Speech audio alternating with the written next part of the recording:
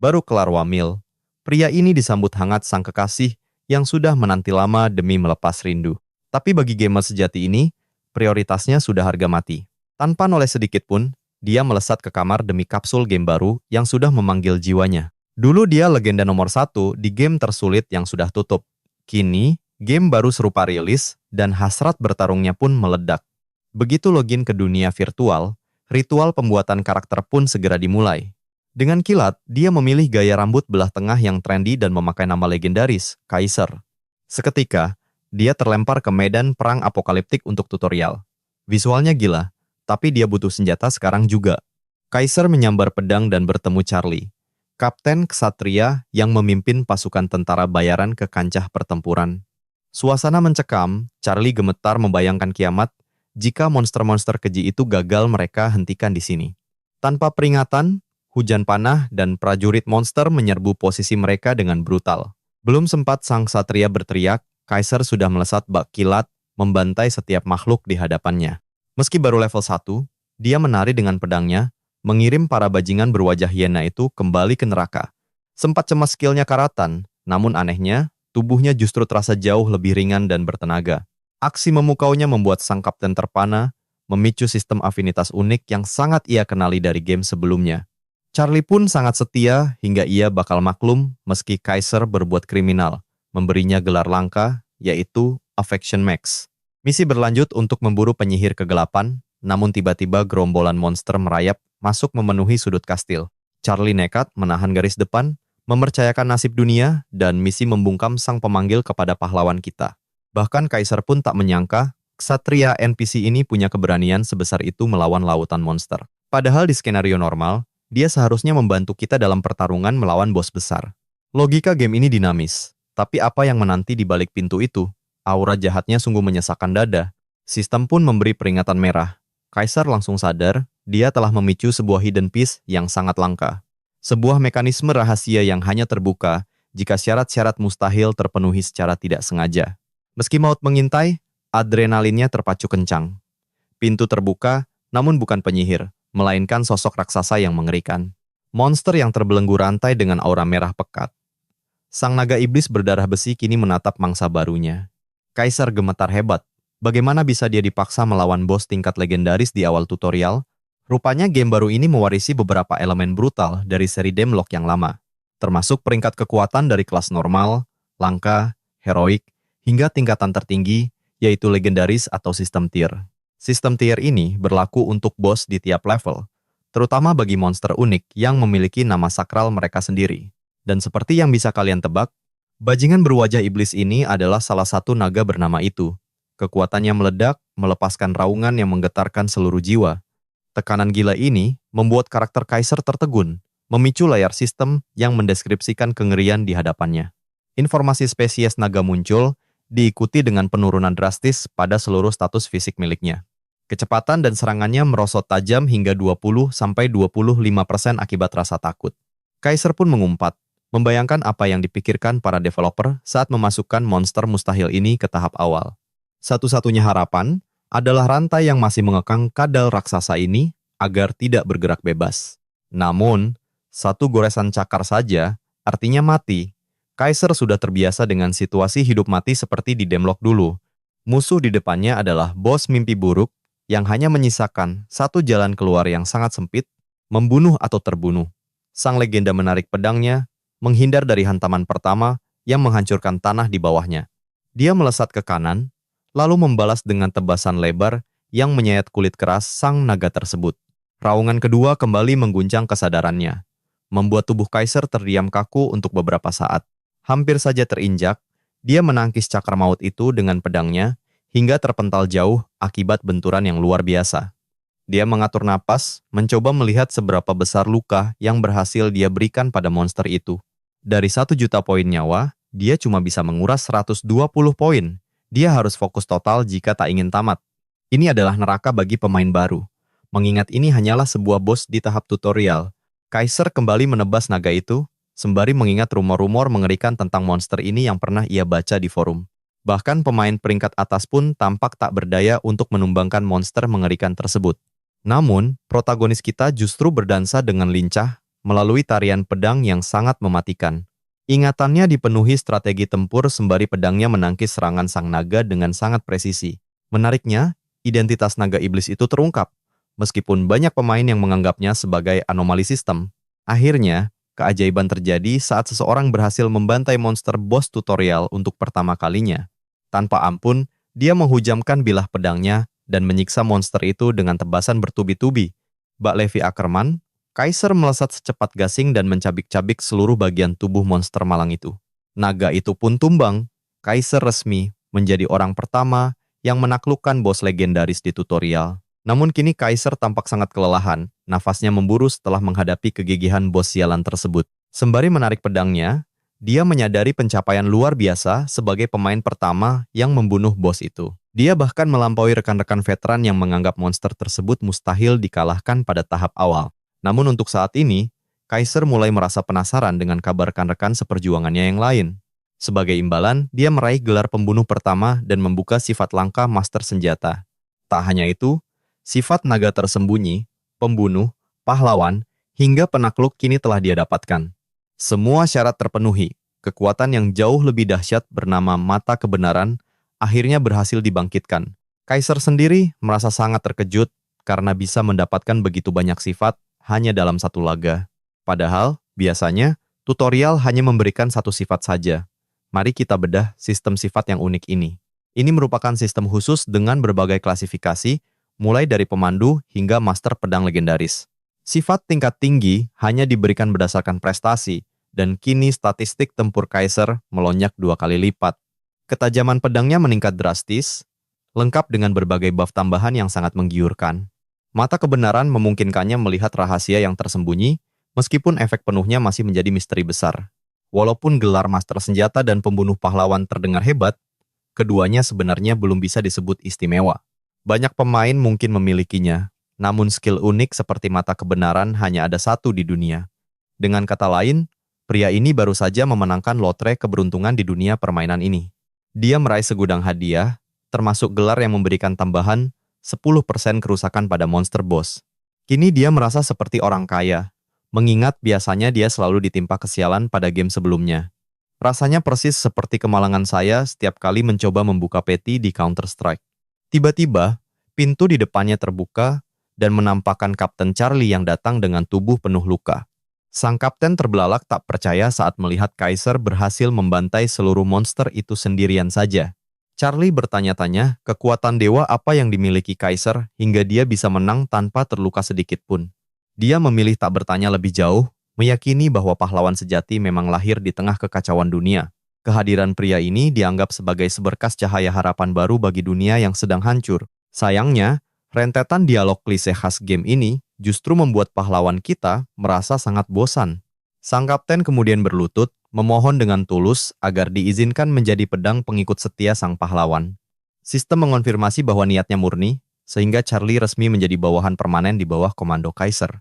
Kaiser terkejut karena dalam versi aslinya, Charlie seharusnya sudah tewas tanpa memberikan keuntungan apapun. Baginya, semua peristiwa di tutorial ini hanyalah bagian dari masa lalu dan sekadar formalitas belaka.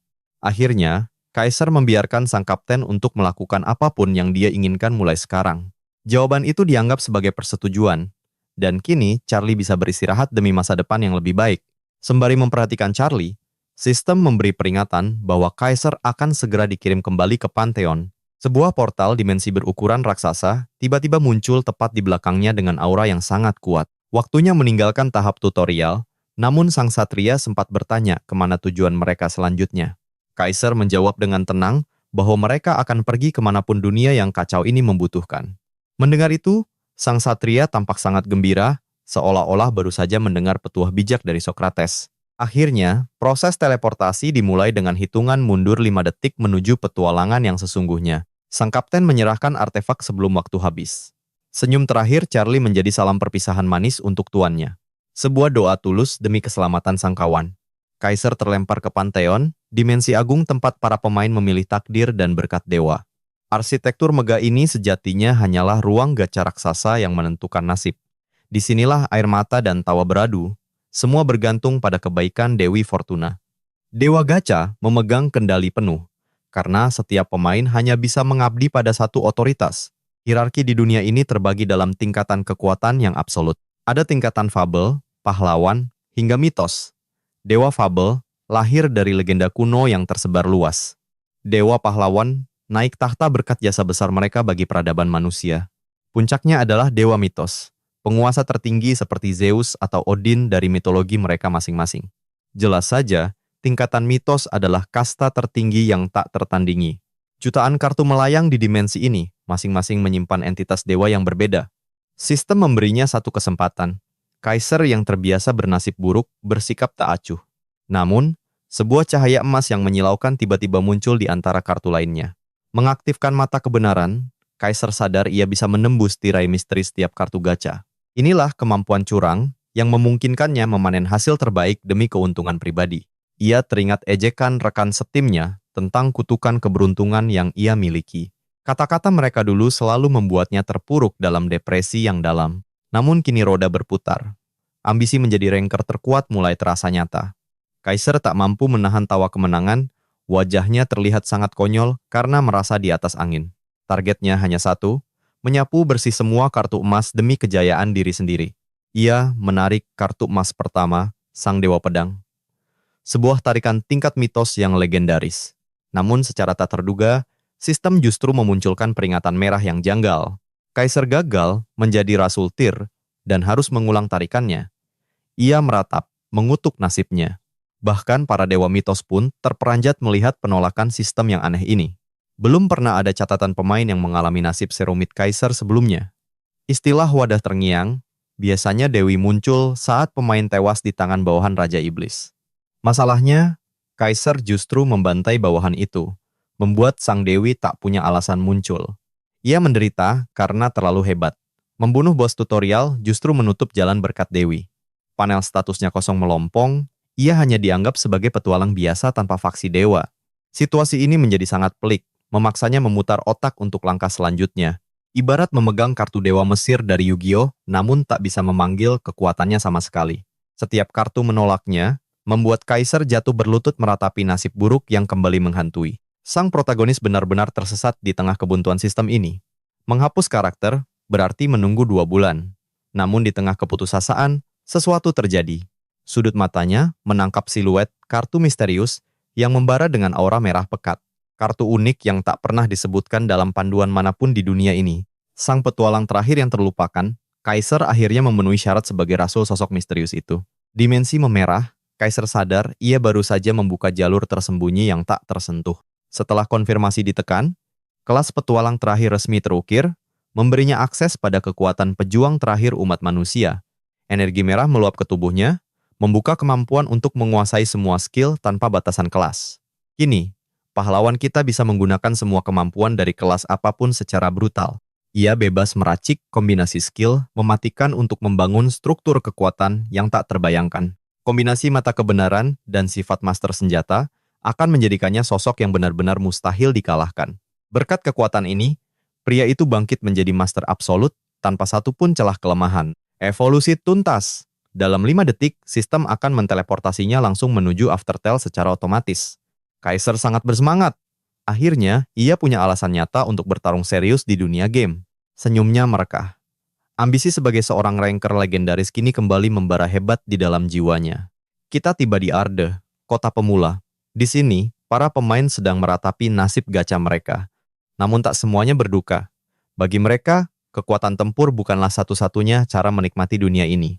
Kota ini sangat ramai. Di antara kerumunan, tampak para pemandu necis yang sedang berburu pemain. Mereka memburu anggota guild berbakat, meski kehadiran mereka seringkali dianggap sebagai pengganggu yang menyebalkan. Salah satu pemandu mulai frustrasi. Jika kuota tak terpenuhi, ia akan habis diamuk sang bos. Tiba-tiba, mata mereka tertuju pada sosok pria di kejauhan yang terlihat sangat menjanjikan. Awalnya mereka ragu, mengira pemuda itu hanyalah orang gila yang tak berguna untuk direkrut. Padahal saat itu, jagoan kita sedang terpukau menatap item barunya, kalung perjanjian darah yang mistis. Item tingkat hero dengan statistik gila. Tampaknya, Dewi Fortuna sedang menghujani Kaiser dengan keberuntungan. Kebahagiaannya terhenti sesaat. Sebuah notifikasi mendesak muncul. Misi pembasmian goblin telah resmi dimulai. Inilah ujian pertamanya. Bersama pemain lain, ia diperintahkan untuk memburu 40 goblin sekaligus. Semua orang bersemangat. Si kerdil berkumis, Hunter Dante, menyerahkan tugas pembantaian ini kepada para pemain. Insting pun bekerja. Para pemain mulai sibuk berteriak mencari rekan untuk membentuk sebuah partai. Kaiser hanya mengamati detail ini dengan tatapan tajam yang sangat penuh perhitungan. Benar saja, sebuah kelompok mendekat. Mereka berambisi mengejar level 12 dalam waktu singkat. Beranggotakan pemanah dan penyihir, penampilan mereka terlihat cukup santai namun memiliki aura yang kuat. Berburu dalam tim memang jauh lebih mudah. Bonus poin pengalaman pun membuat sistem partai sangat penting. Kaiser pun setuju. Terbentuklah tim Shield Base yang siap beraksi di bawah komando sang ketua. Rekannya bertanya, apakah ia penggemar Kaiser, nama legendaris peringkat 1 dari Demrock di masa lalu. Mereka mengira ia hanya pemuja sang Ranker, tanpa sadar sang legenda asli berdiri di depannya. Ini ibarat menanyakan pada Michael Jackson, apakah dia Michael Jackson yang asli atau bukan. Tim pun bergegas melakukan grinding level 12. Kaiser sendiri tampak sangat menikmati ritme pertarungan ini. Adegan beralih. Terlihat tim Shield Base sedang menghantam goblin hingga makhluk hijau itu tak berdaya.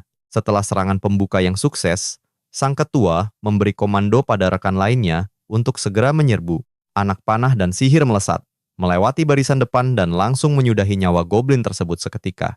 Meski ketakutan, kawanan goblin bodoh itu tetap nekat merangsek maju untuk menyerang secara berbondong-bondong. Tekanan masif kini mulai menghantam garis pertahanan tim Shield Base dengan sangat bertubi-tubi. Rekan-rekannya cemas, namun sang ketua tetap kokoh menahan gempuran sambil terus memerintahkan serangan balik. Sial, sebuah kendala muncul. Ternyata, skill andalan kedua rekannya tersebut masih dalam masa tunggu. Di tengah genting, Kaiser melesat dari langit. Satu ayunan lebar, dan goblin itu lenyap seketika. Manuvernya sangat luar biasa. Kecepatan gila itu membuat rekan satu timnya ternganga tak percaya. Kaiser memijak bumi dengan kokoh, lalu menerjang kembali ke kerumunan musuh layaknya misil mematikan. Dalam sekejap, tumpukan goblin tewas berserakan. Decak kagum pun tak terbendung dari rekan satu timnya. Bahkan sang ketua tim pun terpaksa mengakui kehebatan luar biasa yang baru saja ia saksikan. Misi tampak hampir selesai, namun masalah besar muncul. Pasukan besar goblin kini telah tiba mengepung. Monster-monster hijau itu menyeringai licik, menunggu saat yang tepat untuk mencabik-cabik mangsa mereka. Sang ketua berteriak memerintahkan mundur. Namun bagi Kaiser, menyerah bukanlah kata yang ada di kamusnya. Ia melangkah maju menantang maut. Para goblin bersorak, mengira mereka akan mendapat korban gratisan. Kaiser melompat tinggi, menatap mereka bak iblis. Keheningan sesaat, lalu ledakan dahsyat mengguncang segalanya. Teringat percakapan lama dengan sahabatnya, tentang mengapa ia selalu memilih jalan pertarungan yang paling mustahil. Karena bagi jagoan kita, kata nekat hanyalah sebutan lain dari sebuah kemenangan mutlak. Rekan-rekannya bersaksi bahwa dia selalu menjadi yang terdepan saat menerjang bos atau monster elit manapun. Sang top ranker itu bergeming, baginya setiap ancaman hanyalah mangsa yang harus segera ditumbangkan.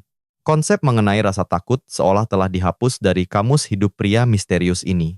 Saat nyali orang lain menciut melihat bahaya, Kaiser justru merasa darahnya mendidih penuh semangat bertempur. Karena dia bukanlah mangsa yang terpojok, melainkan predator berbahaya yang tak ragu menunjukkan taringnya.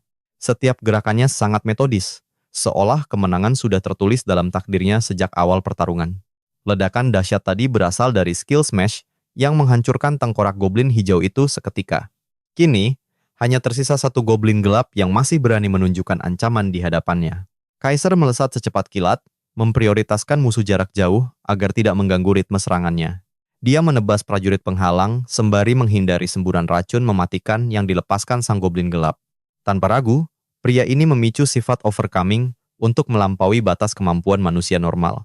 Inderanya menajam seketika, memungkinkan Kaiser menangkis serangan dan membuat lawan tertegun tak berdaya. Dalam satu kedipan mata, nyawa musuhnya melayang sebelum dia menghabisi sisa monster di depannya. Dengan ketenangan luar biasa, tebasan indah Kaiser membelah tubuh monster itu menjadi dua bagian.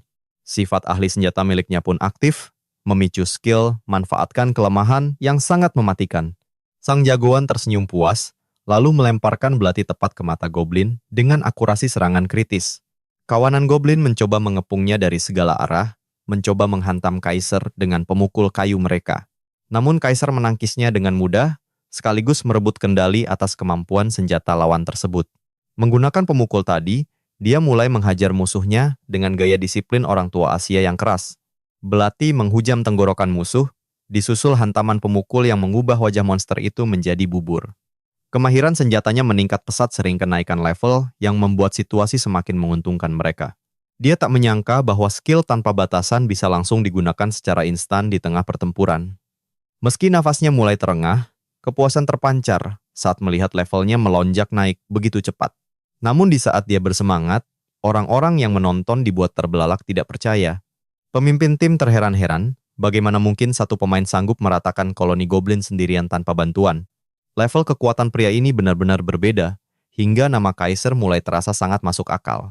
Shield Base mulai curiga apakah dia adalah sang legenda masa lalu yang mustahil untuk kembali.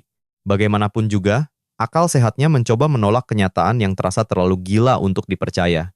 Sang pemain jenius itu sudah menghilang selama 2 tahun penuh, mustahil dia tiba-tiba muncul sekarang.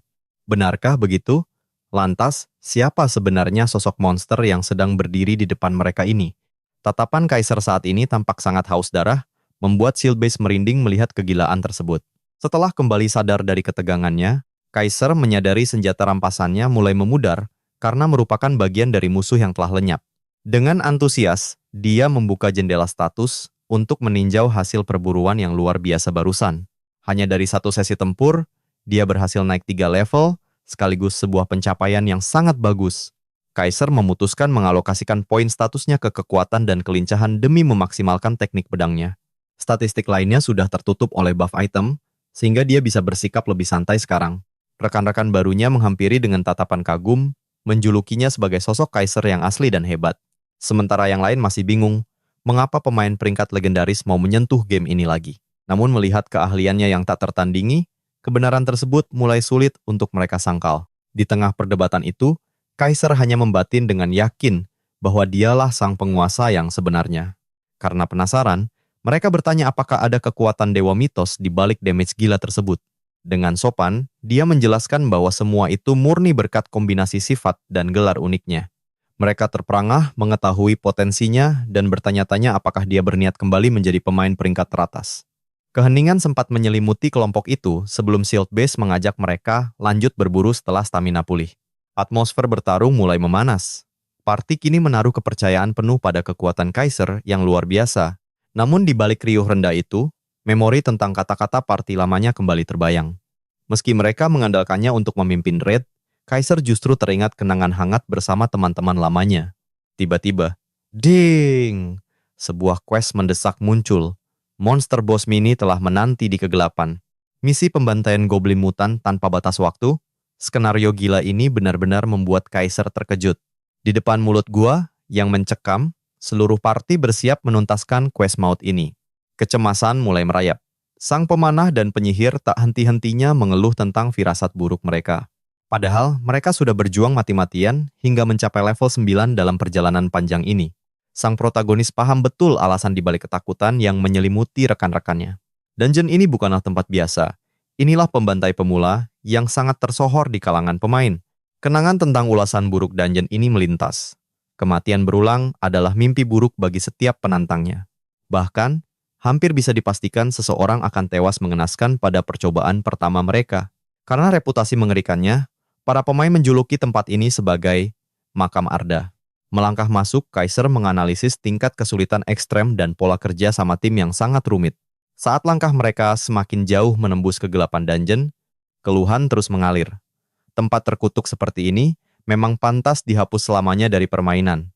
Setelah mendengar semua ocehan negatif itu, Shield Base sang pemimpin membakar semangat tim. Kemenangan di sini adalah tiket menuju raid tingkat tinggi. Layaknya dunia kerja yang memuja pengalaman, guild besar pun hanya melirik mereka yang teruji. Menaklukkan tempat ini adalah harga mati jika ingin bergabung dengan party atau guild elite. Sistem game pun sangat ketat. Seluruh jejak kemajuan pemain tercatat permanen dalam buku petualangan. Tak ada ruang bagi siapapun untuk berbohong tanpa benar-benar menyelesaikan tantangan ini sendiri. Kaiser sadar betul, ia harus menumbangkan dungeon ini demi kesempatan menantang bos di kota selanjutnya. Sang penguasa dungeon, EARD, telah menunggu. Meskipun bisa dilewati, ada harga yang harus dibayar. Bos di kota berikutnya takkan memberi izin masuk sebelum EARD berhasil ditundukkan sepenuhnya. Inilah saatnya bagi Kaiser untuk membuktikan bahwa ia layak berdiri di jajaran petualang papan atas. Party akhirnya tiba di depan pintu besar. Di baliknya, sosok maut yang terkenal kejam telah menanti. Batasan level 10 dengan maksimal 4 orang. Formasi tim mereka sudah sangat sempurna. Apa kalian siap? Jubeng menyahut penuh percaya diri setelah mempelajari strategi serangan 10 kali. Sang pemimpin mengaktifkan quest. Kini, tak ada lagi jalan untuk kembali bagi mereka. Gerbang raksasa terbuka lebar. Mereka melangkah masuk ke dalam habitat maut prajurit Goblin Arda. Inilah momen yang dinanti. Kaiser bersiap menunjukkan taring aslinya setelah sekian lama bersembunyi. Tiba-tiba, monster boss menampakkan diri dengan seringai licik yang menggetarkan sukma. Dengan 20.000 poin nyawa, raungan sang bos siap menghancurkan siapapun yang mengusiknya. Atmosfer yang begitu nyata membuat Jubeng gemetar hebat karena ketakutan. Apa ini masih sekadar game? Atau aku benar-benar terlempar ke dunia lain? Tetap waspada, teriak Kaiser. Sang bos melesat bak peluru maut ke arah mereka. Tanpa ragu sedikit pun, sang perisai utama melangkah maju ke depan. Mundur semua! Shield Base memasang kuda-kuda kokoh demi menahan hantaman dahsyat sang bos. Bam! Serangan itu berhasil diredam. Sekarang, hantam dia dengan semua kekuatan kalian. Namun, Arda si Goblin segera bangkit. Ia melancarkan serangan kedua yang jauh lebih mematikan. Ayunan pedang raksasanya tertahan oleh perisai sang tank yang mengaktifkan skill khususnya. Sifat perlindungan bangkit, pertahanan dan vitalitasnya meningkat drastis selama rekan-rekannya berada di belakangnya. Kaiser melesat bagai badai. Tebasan beruntunnya membuat sang goblin berteriak kesakitan dan terdesak mundur. Shieldbase tersenyum puas. Fase pertama tampaknya akan berakhir dengan kemenangan telak bagi mereka. Tepat pada saat itu, Aim for the Head berteriak memperingatkan bahwa pola serangan maut sang bos segera tiba. Si pengguna perisai tertegun seolah tak percaya. Sebab setahunya, monster itu baru akan mengamuk saat nyawanya terkuras hingga setengah. Namun matanya membelalak ngeri saat melihat sang monster, menyadari bahwa syarat mengerikan itu telah terpenuhi lebih awal. Bak kilat yang menyambar, pahlawan kita melesat tinggi dan menebas lengan goblin itu dengan presisi yang mematikan. Sambil melempar senyum tipis, ia berkata polanya telah berakhir, membawa kita kembali ke masa lalu saat Kaiser sedang diwawancarai. Sang pewawancara bertanya penuh selidik mengenai rahasia kesuksesan partinya dalam menaklukkan bos dan dungeon yang mustahil dikalahkan. Dengan gaya santai, pahlawan kita menjawab bahwa kunci utama mereka hanyalah fokus penuh pada keahlian terbaik masing-masing. Wanita itu kemudian mengulas komposisi tim yang ideal, mencakup peran pelindung, penyerang, tabib, hingga pendukung. Ia merasa janggal karena parti Kaiser tampak tak memiliki peran pelindung, lalu bertanya bagaimana mungkin mereka bisa bertahan hidup. Kaiser pun mengakui bahwa seorang tank adalah jantung dari setiap kelompok, terutama untuk mematahkan setiap pola serangan bos. Namun ia membuat wanita itu terperanjat saat mengungkapkan fakta bahwa dialah yang memegang peran berat tersebut sendirian. Kembali ke garis depan pertempuran saat ini, sang goblin meraung liar akibat rasa sakit yang hebat setelah pola serangannya dipatahkan paksa dan lengannya tertebas putus. Shield B benar-benar terpaku tak percaya, karena baginya, bahkan seorang tank ahli pun akan kesulitan menghentikan pola bos sehebat itu. Tapi di sini, penyerang tim kita baru saja menciptakan keajaiban dengan melakukan hal mustahil lewat satu ayunan pedang saja. Monster itu mencoba menyerang balik dengan ganas, namun pedang Kaiser menari dengan indah dan menebasnya berulang kali tanpa ampun. Si pemanah bersorak girang melihat sang penyerang hanya mengincar titik-titik vital, membuat nyawa bos merosot drastis di bawah seperempat. Shield Base berteriak memberi komando pada tim agar bersiap. Sebab fase kedua yang jauh lebih berbahaya akan segera dimulai. Sang penyihir dan pemanah mulai merapalkan kekuatan, tak ingin membiarkan Kaiser mendominasi seluruh panggung pertempuran sendirian. Seketika, prajurit goblin mutan itu melepaskan aura haus darah yang mencekam dan memasuki mode berserk yang mengerikan. Jagoan kita hanya tersenyum tenang, karena ia sudah memprediksi bahwa setiap bos pasti menyimpan kemampuan rahasia yang berbeda. Ia teringat dalam sistem game bahwa Arda sang goblin dibekali dua pasif mematikan yang dikenal sebagai Double 007 Bang. Pasif pertamanya akan menjatuhkan kutukan lemah pada seluruh tim jika mereka terkena serangan fisik sebanyak 4 kali atau lebih. Pasif kedua mampu memantulkan sihir jika digunakan 3 kali, ditambah status mengamuk yang memangkas kecepatan mereka sebesar 4%. Si pemanah mulai menggerutu kesal karena efek kutukan itu, merasa bos ini menjadi semakin curang dan tidak masuk akal. Meski badai efek negatif melanda tim, Kaiser berdiri tegak tanpa goyah sedikit pun, seolah kutukan itu sama sekali tidak menyentuhnya. Kemampuan uniknya memungkinkan ia mengabaikan semua efek berserk. Hal ini justru membuatnya semakin bersemangat untuk segera mengakhiri ini. Di saat Shield B memerintahkan tim untuk mundur dan fokus menghindar demi keselamatan nyawa mereka, Kaiser justru memiliki rencana yang lebih gila. Ia melesat maju dengan niat bulat untuk segera menghabisi monster malang tersebut. Sang bos mengayunkan senjatanya dengan sia-sia, sebab di hadapan kekuatan mutlak sang karakter utama, ia hanyalah mangsa yang mudah. Sementara itu, rekan setimnya hanya bisa terheran-heran, tak habis pikir mengapa Kaiser bisa kebal terhadap semua batasan sistem. Bahkan Shield Base pun mulai menyerah pada logika, dan hanya bisa terpana melihat dominasi yang begitu luar biasa. Ia menatap punggung Kaiser dengan penuh tanya. Bertanya-tanya apakah pria ini memang benar-benar sang Kaiser yang legendaris. Kini mereka bertiga hanya menjadi penonton setia saat Kaiser terus menghujani sang goblin dengan rentetan tebasan pedang yang mematikan. Di tengah panasnya pertempuran, pahlawan kita naik ke level 10 dan keahlian pedangnya meningkat drastis hingga ke level 7. Ia menerjang bak kilat untuk memberikan serangan pamungkas yang seketika membelah tubuh raksasa goblin itu menjadi dua bagian. Bersamaan dengan itu, notifikasi sistem bergema mengumumkan bahwa prajurit goblin mutan Arde telah tumbang dan dungeon berhasil ditaklukkan. Namun alih-alih bersorak gembira merayakan kemenangan mereka, Shieldbase justru tenggelam dalam pikirannya, berusaha meyakinkan diri apakah pria di depannya ini adalah sang legenda yang asli. Mendengar gumaman tersebut, kedua anggota tim lainnya ikut terperangah, seolah baru saja menyadari sesuatu yang luar biasa. Sistem game kembali memberi kejutan dengan mengumumkan bahwa mereka telah memecahkan rekor waktu tercepat di peringkat pertama. Hadiah pun dibagikan berdasarkan kontribusi masing-masing.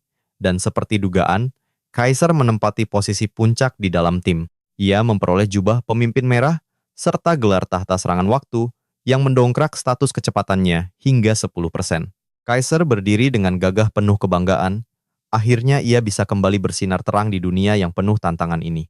Melihat layar sistem mereka, seluruh anggota tim menjadi sangat antusias menyambut berbagai item dewa yang baru saja mereka dapatkan. Sang Archer dan Mage mulai menghujani pahlawan kita dengan pujian, namun ia hanya menanggapi dengan senyuman tipis yang tenang.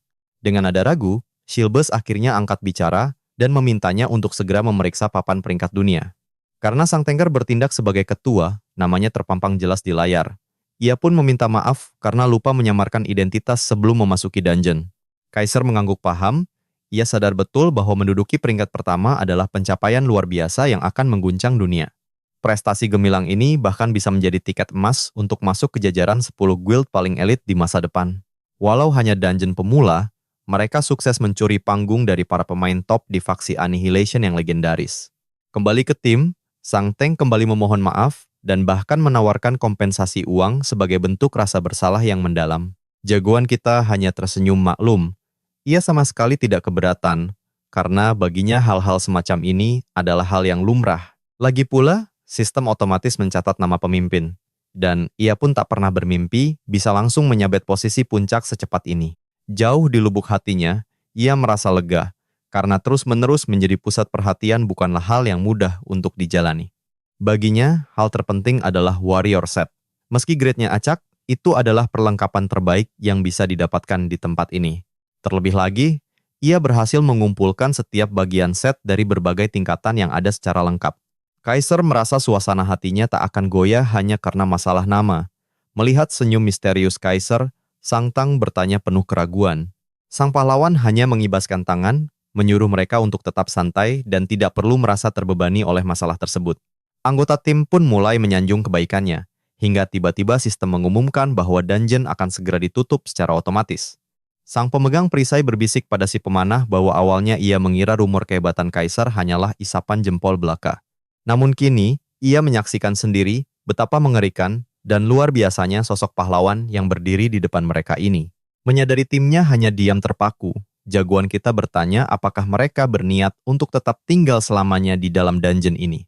Ucapan itu menyentak mereka dari lamunan, dan dalam sekejap, mereka semua berlari kencang menuju gerbang portal keluar. Sesampainya di desa, mereka segera menuju toko alkemis di gang terpencil. Begitu melangkah masuk, mereka terpukau oleh interior yang sangat kontras. Kaiser menatap sosok berjubah misterius di balik konter dan menduga kuat bahwa dialah Calda, sang alkemis yang mereka cari. Melihat aura dingin dan suasana hati sang alkemis yang buruk, nyali mereka mulai menciut untuk menyerahkan quest tersebut. Sang alkemis malah mencibir, menanyakan apakah mereka sudah menyerah, karena ia masih sangat haus akan darah untuk bahan penelitiannya. Tanpa ragu, pahlawan kita menghempaskan botol darah ke meja, membuat sang alkemis syok karena misi tuntas dalam 40 menit. Menyaksikan sorot mata penuh percaya diri yang terpancar dari seluruh anggota kelompok petualang tersebut, sang alkemis mendadak tersipu malu layaknya gadis remaja. Kaiser pun menerima notifikasi hadiah berupa emas dan cincin perak buatan tangan. Dengan selesainya misi tersebut, kini jalan menuju benua utama telah terbuka lebar bagi mereka semua untuk melanjutkan perjalanan. Seluruh tim bersorak kegirangan, merayakan keberhasilan ini seolah-olah mereka baru saja memenangkan hadiah lotre yang sangat besar. Notifikasi baru muncul, Kaiser mendapat hadiah spesial dari Calda. Ia menyimpannya dan memilih untuk membuka tiket skill tingkat rendah. Cahaya mistis mulai berpendar dari layar, dibarengi dengan puluhan kartu yang terbang melayang memenuhi seluruh ruangan tersebut. Lewat kemampuan mata kebenaran, Kaiser menyadari bahwa mayoritas kartu yang melayang hanyalah item dengan grade biasa saja. Di antara sekian banyak kartu, ia melihat skill tebasan serbu, kemampuan yang sama yang pernah ia andalkan di Demrock. Kaiser ingat tiket ini bisa memberi skill acak hingga tingkat legendaris. Tiba-tiba, peringatan sistem muncul, waktu bermain segera habis. Munculnya peringatan yang sangat mendadak itu benar-benar membuat pahlawan kita tersentak kaget dan kehilangan fokusnya sejenak. Ia benar-benar lupa soal sistem pembatasan waktu 10 jam. Tak disangka, waktu berlalu begitu cepat tanpa ia sadari sedikit pun. Sambil menatap kartu-kartu yang tersisa, ia bergerak cepat memilih di tengah hitungan mundur sistem yang semakin mencekam. Tepat saat jarinya menyentuh layar, sistem langsung memutus koneksi dan memaksanya untuk segera keluar dari dunia game tersebut. Kembali ke realita, ia terdiam sejenak mencerna keadaan, lalu berteriak histeris penuh frustrasi seolah baru saja terkena hantaman telak. Pagi harinya, setelah pikiran kembali jernih berkat tidur nyenyak, ia memutuskan untuk segera masuk kembali ke dalam mesin kapsul. Begitu login, hal pertama yang ia lakukan adalah membuka sistem. Teringat akan kilatan cahaya keemasan sesaat sebelum ia diputus.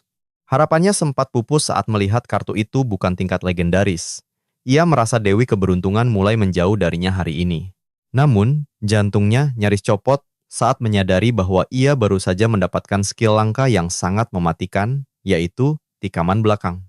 Skill mematikan inilah yang selalu membuat para petarung jarak jauh gemetar ketakutan jika harus berhadapan dengan seorang asasin sejati.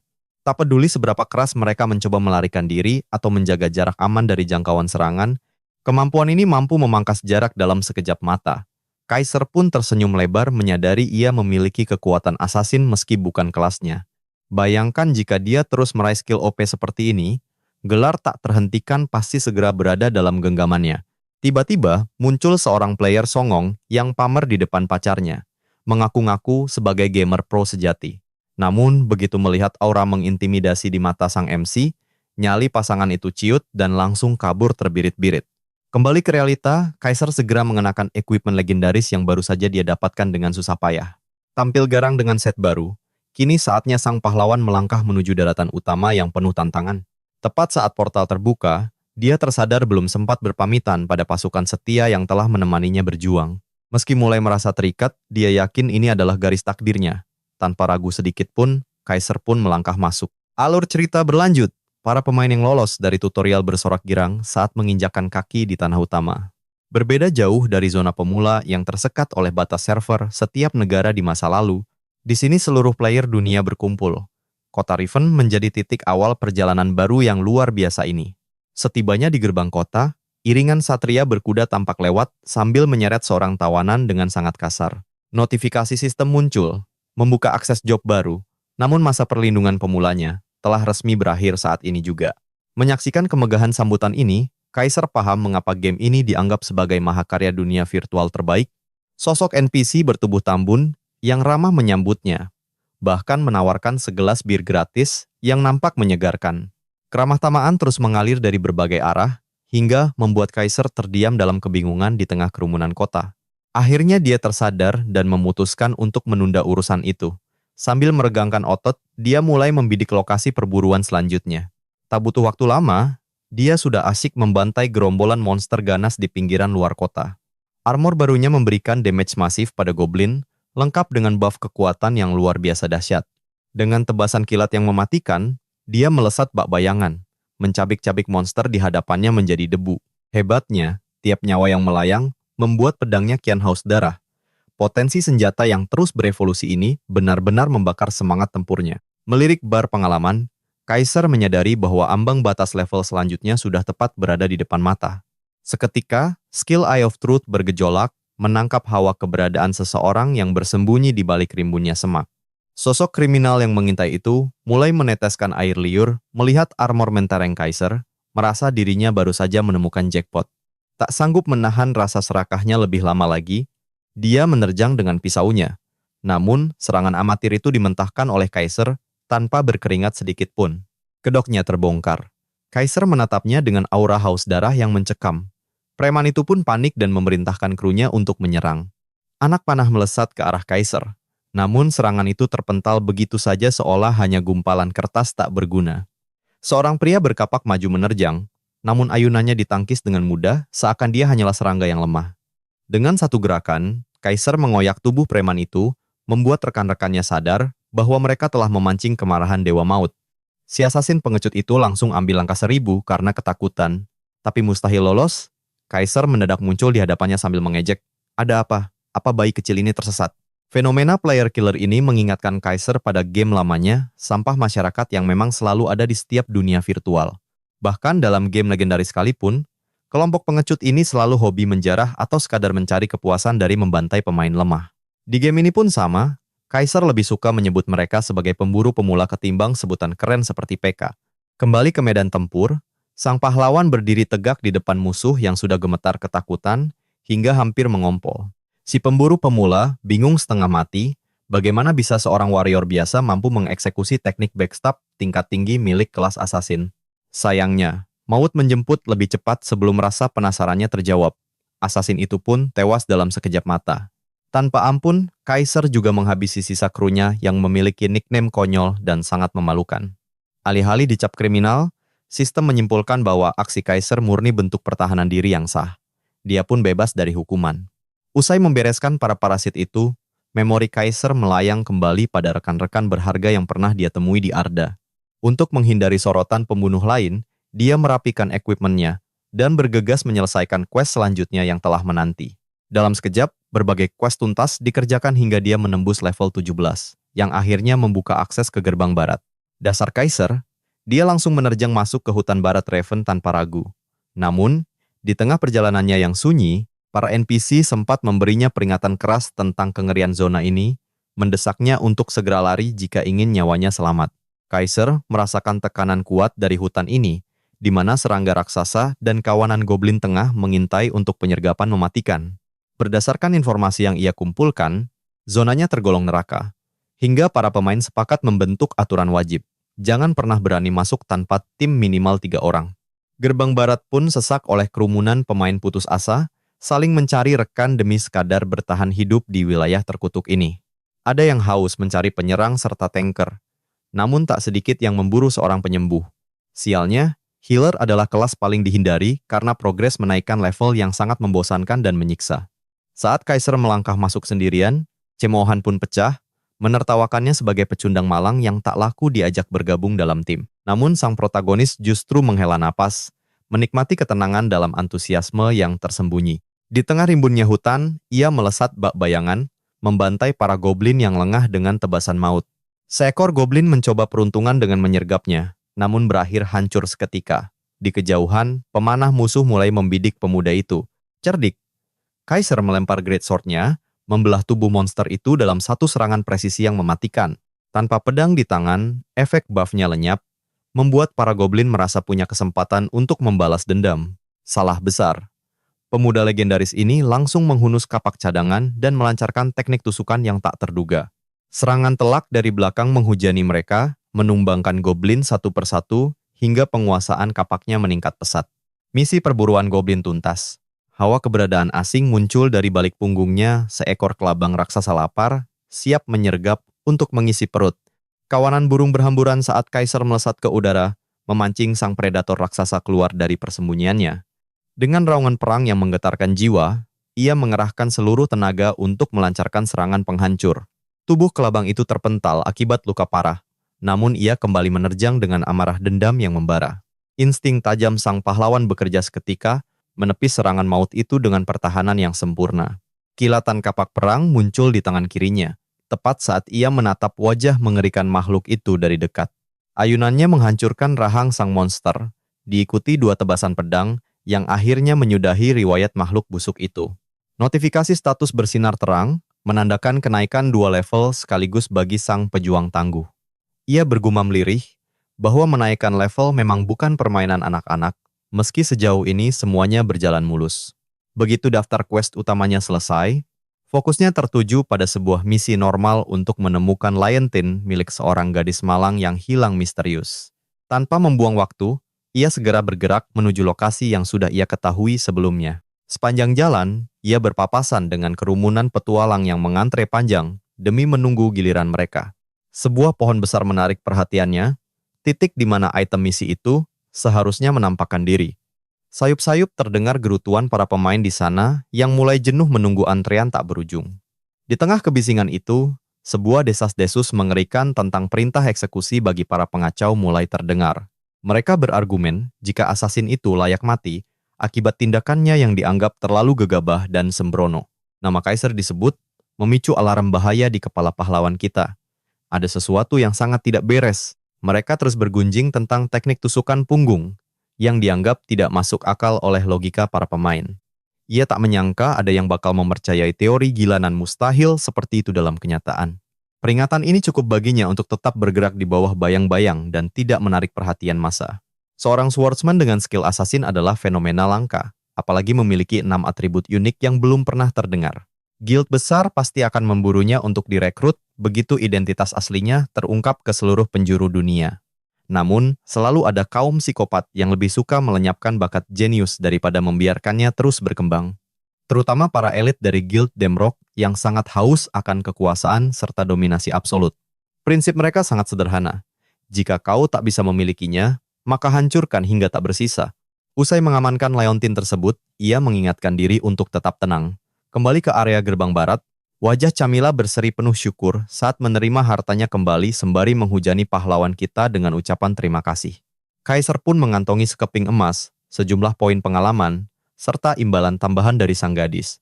Tepat saat menyentuh level 20, ia dihadiahi tiket undian skill langka sebagai pencapaian barunya. Camilla berbisik jika Leontin itu harta karunnya, namun ia justru memberikannya sebagai kado spesial untuk Kaiser. Sang pahlawan menerima dengan tulus sambil mengingatkan gadis itu agar tak menghilangkannya lagi. Saat senyum Camilla merekah, skill afinitas maksimal Kaiser mendadak aktif dan membuat rasa suka gadis itu melonjak drastis. Lonjakan emosi yang tiba-tiba ini benar-benar membuat Kaiser tertegun saat ia melangkah pergi. Ia berpikir mungkin itu karena jiwa mudanya, lalu segera fokus untuk menuntaskan misi selanjutnya. Misi kali ini mengharuskannya menaklukkan dungeon berbahaya yang terletak di luar gerbang kota. Mengingat hadiahnya adalah tiket undian langka, ia tak boleh membiarkan kesempatan emas ini melayang. 2 pilihan tersaji di gerbang barat, sarang pemimpin goblin yang ganas atau lubang semut yang mematikan. Menyesuaikan dengan status prajuritnya, Kaiser pun memutuskan untuk memburu para goblin. Sayangnya, dungeon ini mewajibkan sebuah party, padahal ia belum ingin menunjukkan taring aslinya. Ia pun mendekat dengan tenang sementara para petualang lain sibuk berteriak mencari penyihir level 20.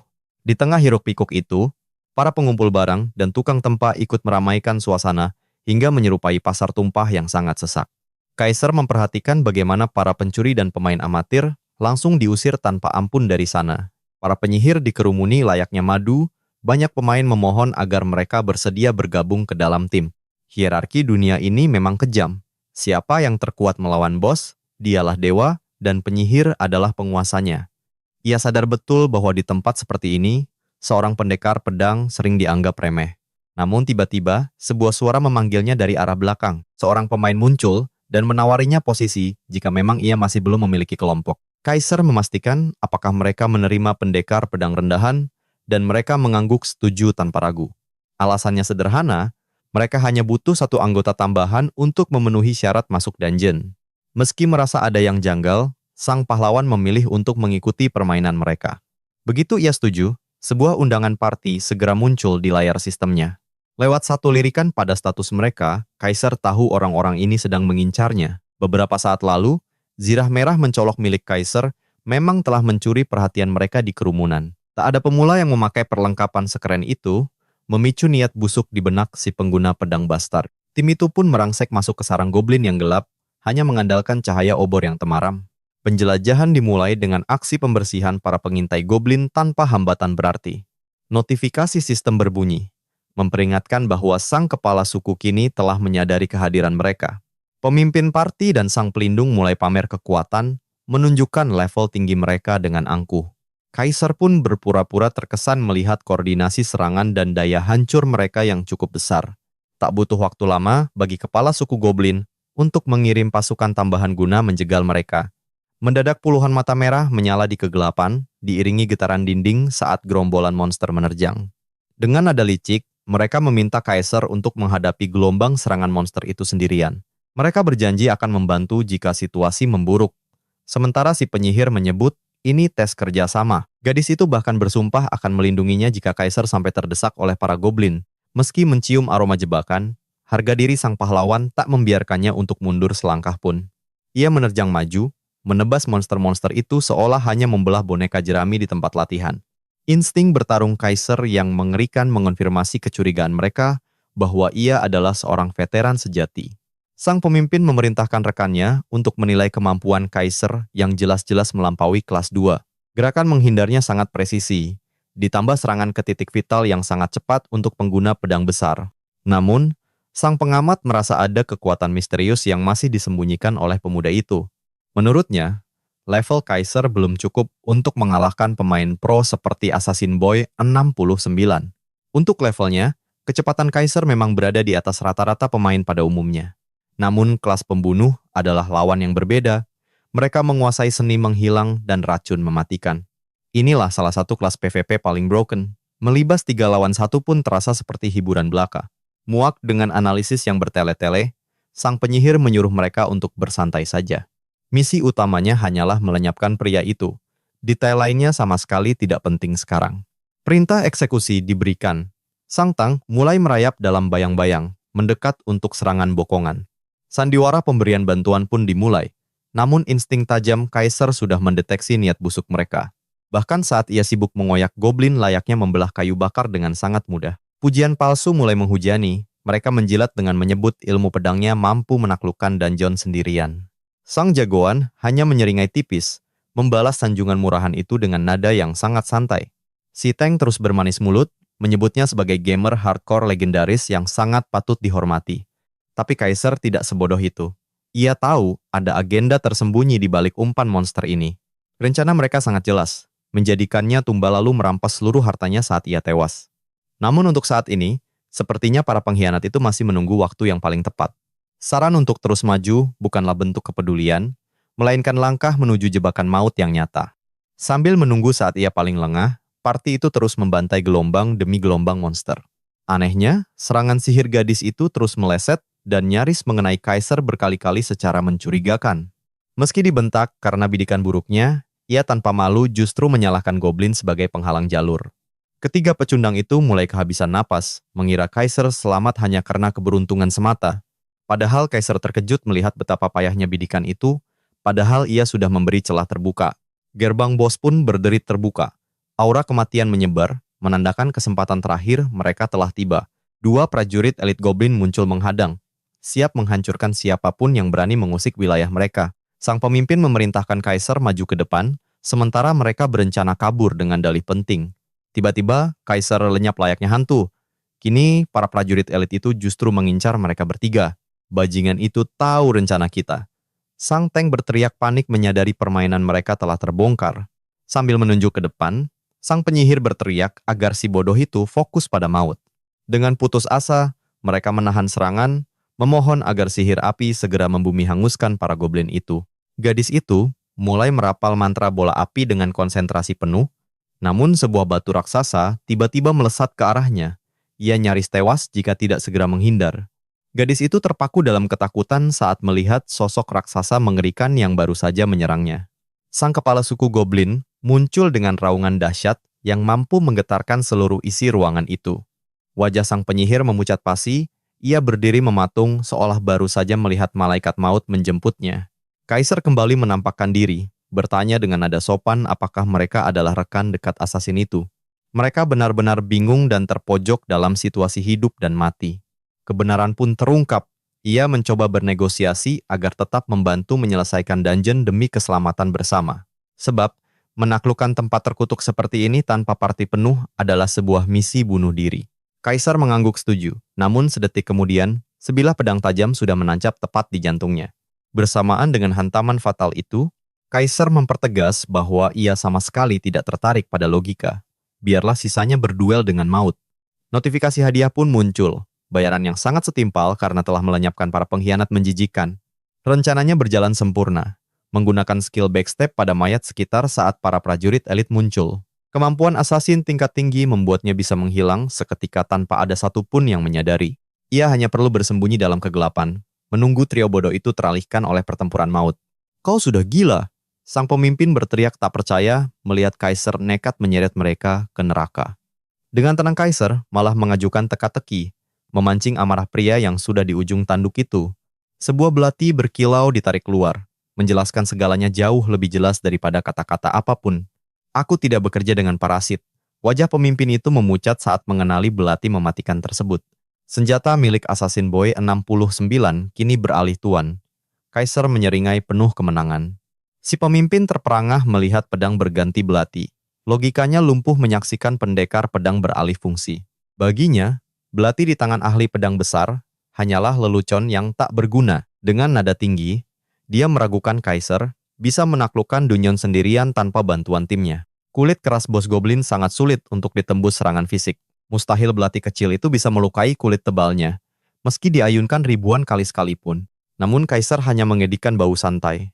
Baginya, strategi ini hanyalah permainan anak kecil. Efek status bleed adalah kuncinya. Tanpa peduli pertahanan fisik, kemenangan sudah di depan mata. Si pemimpin tertawa mengejek, tak percaya efek bleed bisa menumbangkan bos peringkat tinggi. Senyum misterius tersungging di wajah Kaisar. Dia menyimpan rahasia yang tak mereka pahami. Dalam sekejap, Kaisar menghilang dan muncul tepat di hadapan lawan dengan tatapan dingin. Sebelum mata bisa berkedip, nyawa sang pemimpin merosot tajam seolah terhisap kegelapan. Perbedaan stat yang masif membuat efek bleed berubah menjadi kutukan yang mematikan. Darah menyembur dari mulut sang pemimpin. Paru-parunya seolah terbakar oleh luka dalam. Sambil mengerang kesakitan, dia mengutuk sistem game yang justru menghukum pemain berlevel tinggi. Selisih 4 level seharusnya tak sesakit ini. Ada kekuatan tersembunyi yang tak masuk akal. Kaisar memperhatikan kehancuran musuhnya dengan tenang. Segalanya berjalan sesuai rencana yang dia susun. Bukan sekadar skill gacha level 20 biasa. Efek tumpukannya adalah anomali yang luar biasa. Di dunia game ini, menumpuk efek status adalah hal yang hampir mustahil dilakukan. Namun Kaisar memiliki kombinasi sempurna untuk melipat gandakan daya hancur serangan bleed miliknya. Si pemimpin sekarat sambil memaki curang. Kalimat terakhirnya dipenuhi kebencian pada sang bajingan kotor. Sangat ironis mendengar makian itu dari mulut seorang pembunuh pemain berjuluk Bastard Sword. Melihat pemimpinnya tewas, si Teng berteriak histeris. Wajahnya pucat pasi dirayapi ketakutan yang dalam. Sadar telah membangunkan iblis. Dia terjebak dalam rencana yang kini berbalik menghancurkan dirinya. Kini rekan timnya telah menjadi mayat dingin.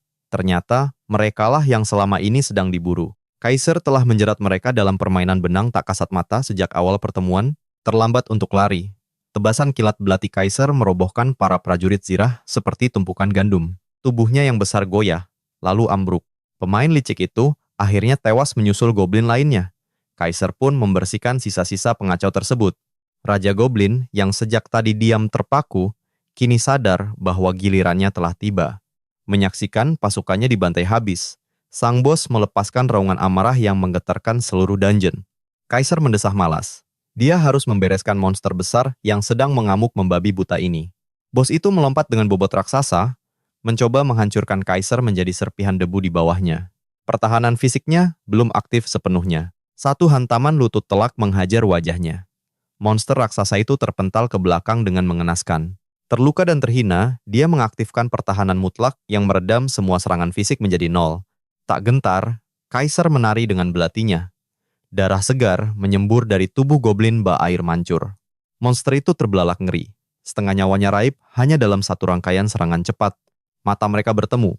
Kaiser menatapnya seperti predator yang sedang memilih bagian daging terbaik. Keberanian sang bos goblin seketika menguap. Untuk pertama kalinya, sang penguasa dungeon terbirit-birit melarikan diri dari musuh yang lebih mengerikan. Kaiser menutup jarak dalam sekejap, mengintai tepat di belakang sang bos yang mengira telah lolos. Algojo maut ini telah siap di depan matanya, pisau tajamnya mengincar leher berlemak sang goblin. Jeritan ketakutan bergema saat sang raja goblin dipaksa naik kereta ekspres menuju gerbang neraka. Notifikasi sistem muncul mengudara. Kemenangan mutlak diraih, dan level Kaiser pun melesat naik tinggi. Siapa sangka, dia malah mendapat sabuk bau keringat bos goblin. Menjijikan, tapi ini barang langka incarannya. Ambisi ranking sempat terlintas, tapi karena tak ada batasan waktu, jagoan kita memilih tak ambil pusing. Keraguan itu sirna seketika, tergantikan oleh kilauan hadiah mewah yang begitu menggiurkan di depan mata. Sambil memungut perisai, dia menyadari kalau para preman itu modalnya besar untuk membeli perlengkapan mahal. Pedang sang ketua pun kualitas wahid. Sayangnya, si pemilik takkan bisa lagi melukai siapapun selamanya. Begitu menyentuh kalung misterius, skill mata kebenaran aktif dan menangkap pancaran aneh dari kejauhan. Mungkinkah ada yang menggunakan skill steal? Tidak, cahaya ini terlalu menyilaukan untuk sekadar sihir pencuri. Langkahnya terhenti saat sistem memberi kabar mengejutkan. Dia baru saja menemukan dungeon tersembunyi yang legendaris. Mari kita bicara fakta. Di dunia game, dungeon tersembunyi adalah kasta tertinggi yang paling langka dan penuh dengan misteri. Para explorer profesional pun bisa botak mencarinya, karena pintu masuknya selalu ada di lokasi tak masuk akal. Ditambah lagi, syarat masuknya yang sangat nyeleneh. Tapi, mari kembali perhatikan aksi jagoan kita. Kaiser sendiri sampai terperangah melihat betapa gilanya persyaratan untuk bisa masuk ke dungeon ini. Dungeon yang biasanya butuh satu party, justru menuntutnya untuk ditemukan saat dia sedang sendirian saja. Tapi tantangan gila ini sebanding. Bayangkan, hadiah item tingkat pahlawan sudah menunggu untuk diklaim di dalam. Tekadnya langsung membara untuk menaklukkannya. Seperti peringatan dari salah satu veteran legendaris game ini. Friede pernah berucap, masuk ke dungeon tersembunyi itu sama saja menyodorkan kepalamu ke mulut predator. Para pemain setuju, 1 detik saja kau lengah di hadapan seekor binatang buas yang kelaparan. Rahangnya akan mengatup dan menghancurkanmu. Dungeon ini adalah predator yang menyamar, menunggu mangsa masuk ke jebakannya. Dan Kaiser pun mulai melangkah masuk. Begitu masuk, debuff pandangan menyempit menyerangnya. Beruntung, sifat pahlawannya bangkit dan langsung menghancurkan kutukan sialan itu. Sambutan yang sangat kasar itu justru membuat adrenalin Kaiser semakin bergejolak penuh semangat. Sesosok goblin berkerudung muncul, mengejek keberanian Kaiser yang berani menginjakkan kaki di sarang kematiannya. Begitu berhadapan langsung, Kaiser bergidik ngeri melihat gerombolan goblin dan laba-laba mayat hidup yang sangat menjijikan. Melihat reaksi itu, si dukun goblin tertawa terbahak-bahak layaknya orang gila yang sudah haus darah. Namun, ini adalah bos bernama. Meski di dungeon tinggi, bos bernama punya kekuatan di level yang berbeda. Mengingat jarahan dari naga sebelumnya, Kaiser mulai membayangkan harta karun luar biasa yang akan dia rampas sekarang. Si monster goblin itu mulai meracau dengan sombongnya. Dia heran bagaimana manusia ini menemukan tempatnya. Apalagi dia merasakan aura kuat yang bercampur dalam tubuh Kaiser. Kaiser cukup terkejut. Ternyata otak goblin tua ini jauh lebih tajam daripada penampilannya yang bungkuk. Tatapan si dukun menajam, dia bersumpah bahwa Kaiser takkan pernah bisa keluar dari sini dalam keadaan hidup. Pasukan mayat hidup pun dilepaskan. Namun Kaiser tetap tenang, bersiap memberi pelajaran berharga pada monster itu. Menginisiasi skill backstep andalannya dengan presisi. Dia memperingatkan si dukun, kalau mage sepertinya harus selalu waspada saat didekati petarung jarak dekat. Seketika dia muncul di belakang lawan. Tapi si dukun sigap melempar prajurit undead untuk meledak tepat di sana. Namun, senyum kemenangan si dukun lenyap seketika. Jagoan kita tiba-tiba muncul kembali tepat di belakangnya. Melihat kilatan belati di tangannya, si dukun sadar kalau kulitnya telah tergores oleh serangan kilat itu. Kaiser mengejek kewaspadaannya. Murka, sang necromancer melepaskan gelombang mayat hidup yang lebih masif untuk mengepungnya. Di tengah hujan serangan itu, Kaiser menari dengan mudah, membaca tiap pergerakan sampah itu seolah semua serangannya berjalan dalam gerak lambat. Saat Kaiser terpojok ke dinding, si dukun merayakannya dengan ledakan besar yang dianggapnya sebagai akhir perjalanan Kaiser. Si dukun hitam mendecit kecewa, menyesal karena subjek eksperimen berharganya hancur sebelum sempat diteliti lebih lanjut. Namun Kaiser justru mencibir, menertawakan kesombongan si monster yang terlalu percaya diri akan kemenangannya. Keangkuhan itu runtuh saat Kaiser yang dikira tewas tiba-tiba merangkul lehernya dari belakang secara tiba-tiba. Sambil berbisik dingin, Kaiser mengingatkan bahwa waktu bermainnya habis. Tak ada lagi skill yang bisa digunakan. Demi kepuasan pribadi, dia menyarungkan belati dan mulai menghajar Jihad dengan tangan kosong. Satu boge mentah membuat dukun kurus itu terpental hingga menghantam dinding dengan keras. Monster itu mengerang kesakitan. Sepertinya belum pernah merasakan penghinaan telak seperti ini sebelumnya. Berdiri tegak dengan aura mengintimidasi, Kaiser menegaskan siapa penguasa sebenarnya di tempat ini. Sambil memegang sisa harga dirinya, Jihad bergumam akan membalas dendam suatu saat nanti. Namun, hook tajam Kaiser ke ulu hati langsung merobek habis kesombongan sang dukun seketika. Rentetan pukulan terus menghujam hingga sang dukun memohon ampun dan mulai menceramahinya. Dia mengoceh bahwa kekerasan brutal ini ilegal dan tindakan Kaiser sangatlah salah. Kaiser hanya terdiam heran, mencoba memahami skrip konyol macam apa yang dimiliki bos ini. Pengecut ini sama sekali tak mencerminkan sosok bos dungeon tingkat pahlawan yang dia harapkan. Terlepas dari sihir ledakan mayat yang mematikan, performa dukun goblin ini sungguh mengecewakan. Memanfaatkan kelengahan sesaat Kaiser, sang dukun diam-diam memulihkan tulangnya yang telah remuk. Ia lalu melesat mundur demi menciptakan jarak, membuat Kaiser sedikit terkejut karena gerakannya. Kepercayaan diri Jihad kembali, mengklaim bahwa mundur adalah taktik cerdik untuk menjebak lawannya. Seringai jahat muncul saat kabut hitam pekat mulai menyelimuti seluruh area dengan aura mencekam. Sistem memperingatkan adanya peningkatan peringkat bos. Namun, Kaiser tak merasa khawatir sedikit pun. Baginya, seorang pecundang yang naik level tetaplah sampah di hadapan kekuatannya. Meski begitu, ia takkan membiarkan transformasi selesai karena monster Heroic Plus sangatlah berbahaya.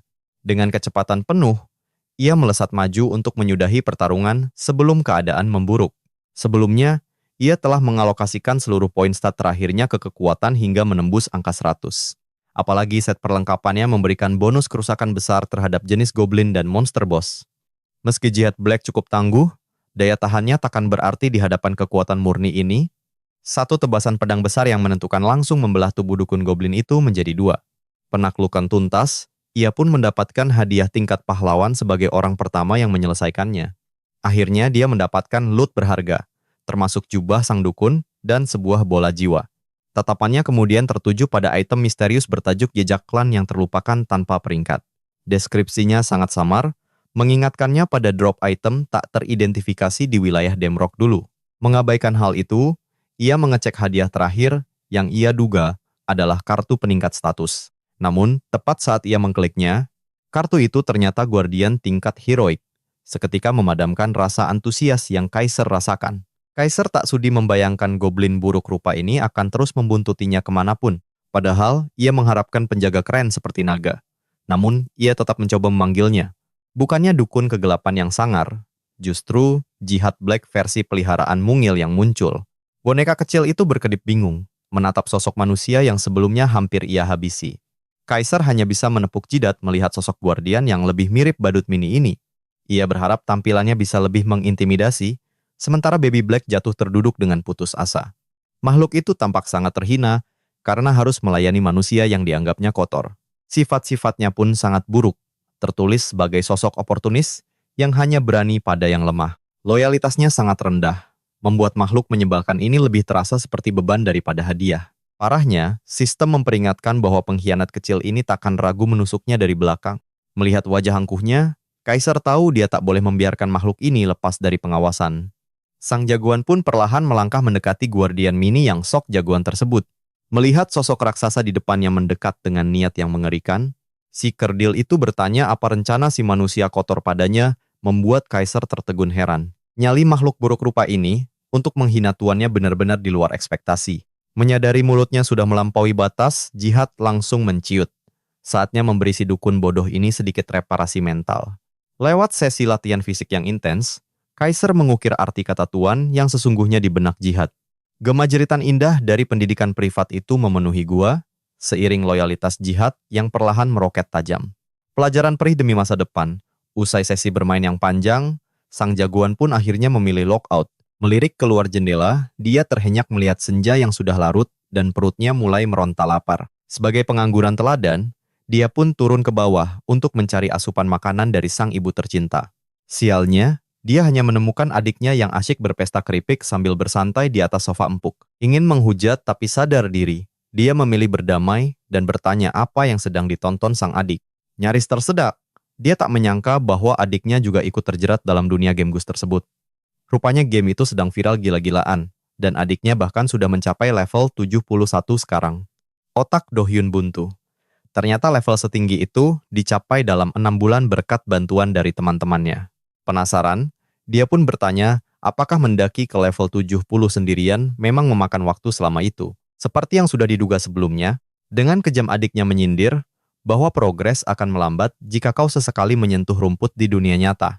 Bingung harus tersinggung atau bangga, fokusnya teralih saat siaran berita beralih membahas tentang Guild Pahlawan. Adiknya berceloteh bahwa itulah tim impian nomor 1 bagi para pemain muda di generasinya saat ini. Popularitas mereka menyaingi Milesal. Meski bagi Do-hyun itu mustahil karena peringkat mereka sebenarnya masih mediocre. Sosok Master Guild dengan visual sempurna tingkat 10/10 pun akhirnya muncul di layar kaca. Adiknya menjelaskan bahwa ketenaran Guild Pahlawan bukan soal prestasi, melainkan pesona ketampanan para anggotanya saja. Di saat adiknya mulai berhalusinasi melihat Versa, Do-hyun hanya bisa menatap layar dengan penuh rasa curiga. Selain gaya e-boy K-pop yang pasaran, dia sama sekali tidak melihat apa yang spesial dari pria itu. Adiknya bersikeras bahwa Versa sangat keren, pujian yang mustahil pernah diucapkan sang gadis kepada kakak kandungnya. Jengkel, Do-hyun hanya membatin, padahal bakat terbesar adiknya hanyalah menjadi beban sofa sepanjang malam suntuk. Sang adik menambahkan bahwa kanal YouTube Guild mereka meledak berkat pancaran aura Versa yang sangat memikat. Dalam kebingungan, Do-hyun baru sadar bahwa streaming di YouTube kini sudah menjadi napas bagi setiap guild.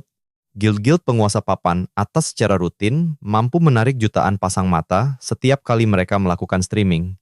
Kenyataan itu menghantamnya, membayangkan tumpukan uang yang bisa mereka raup dengan sangat mudah dari sana. Adiknya mengonfirmasi bahwa penghasilan pria itu bisa mencapai 1.000 lom sebulan hanya dari konten video saja. Seketika otak Do-hyun membeku, menghitung berapa banyak gunung ayam goreng yang bisa dia beli dengan uang itu. Merasa kalah telak dalam hal visual, dia kembali ke kamar demi melarikan diri dari realitas pahit. Misi baru dimulai, kali ini dia memutuskan merekam permainannya demi mendapatkan klip aksi legendaris miliknya sendiri. Jihad pun terbangun dan menyapa tuannya dengan penuh keceriaan di pagi hari yang sangat cerah ini. Tatapan tajam Do-hyun langsung memicu trauma, mengingatkan si goblin kecil untuk menggunakan panggilan hormat yang pantas. Keringat dingin mulai bercucuran, namun kali ini Do-hyun sedang ingin memberikan sedikit kelonggaran pada pelayan setianya. Sebuah jubah dilemparkan, karena saat ini hanya Jihad yang bisa menggunakan benda tersebut sebagai pakaian barunya. Bukannya bersyukur, si licik ini malah merencanakan pengkhianatan busuk demi mendapatkan kebebasannya kembali secara paksa. Namun, satu gertakan tentang rasa sakit di masa lalu cukup untuk meluruskan kembali otaknya yang sesat.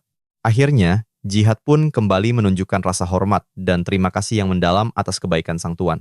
Dia bertanya tentang strategi mereka selanjutnya, dan Do-hyun menegaskan ada banyak tugas yang harus segera diselesaikan. Mereka berpindah ke area sarang, di mana Do-hyun membantai goblin tanpa ampun hingga Jihad merasa iba. Setelah area benar-benar bersih, dia memerintahkan Jihad untuk menguji teknik sihir baru yang belum pernah dicoba.